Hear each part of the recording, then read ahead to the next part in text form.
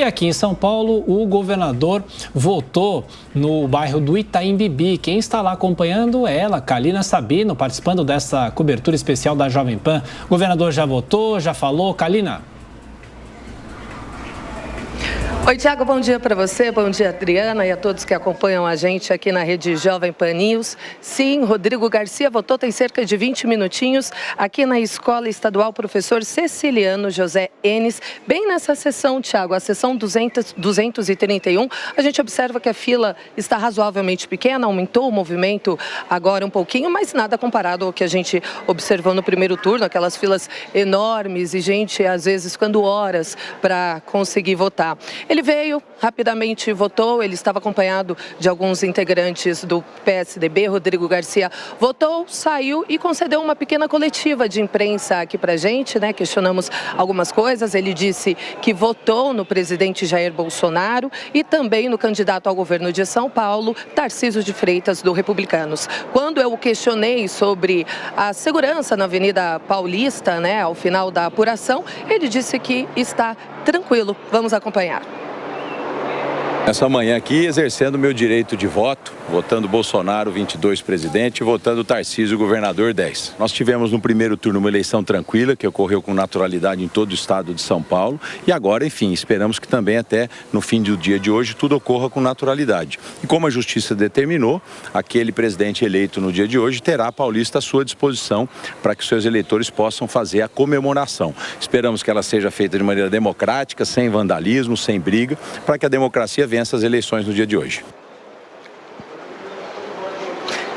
Então tá aí a fala do governador de São Paulo, Rodrigo Garcia. Lembrando que no primeiro turno, o prefeito de São Paulo, Ricardo Nunes, acompanhou o governador durante o voto, mas dessa vez não. Ricardo Nunes vota na Escola Estadual Dom Duarte Leopoldo e Silva, em Socorro, na zona sul da capital paulista. Tiago, é bom reforçar que hoje o transporte público municipal de São Paulo é gratuito. Então, se você precisa pegar o ônibus, o trem ou o metrô para votar aqui na capital paulista, pegue, porque é de graça e assim você exerce a sua cidadania. Volto com vocês. É isso. Kalina Sabino falando do bairro do Itaim Bibi, acompanhou o voto do governador Rodrigo Garcia e girando os nossos comentaristas, falando um pouco aqui sobre São Paulo. Amanda Klein, a corrida aqui ao governo de São Paulo, a disputa menos acirrada talvez do que no plano federal, mas o que se espera desses números aqui para São Paulo?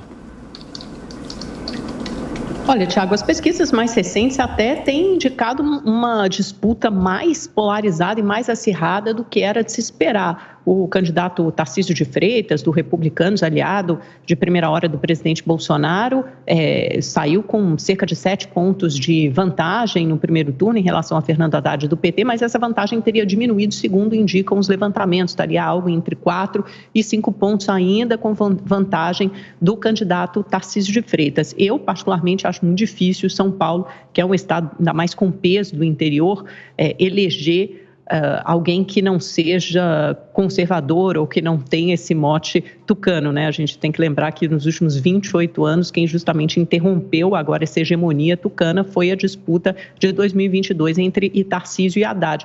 Mas o Tarcísio conseguiu aglutinar ou atrair a maior parte desses eleitores tucanos e deve fazer isso no segundo turno. Rodrigo Garcia ainda teve uma votação considerável no primeiro turno, pouco menos de 20%, o Tarcísio deve acabar atraindo parte importante desses votos, mas, por outro lado, o Haddad fez uma campanha importante também ao tentar, pelo menos, formar uma barreira, um muro de contenção para que o bolsonarismo não avançasse tanto em São Paulo. São Paulo é dividido basicamente da seguinte forma: a região metropolitana, né, a cidade, a região metropolitana, são mais antibolsonaristas e o interior é fortemente bolsonarista. Eles equivalem mais ou menos cada uma dessas regiões a metade do eleitorado. Você conhece muito bem, Tiago, você pode até acrescentar a minha explicação.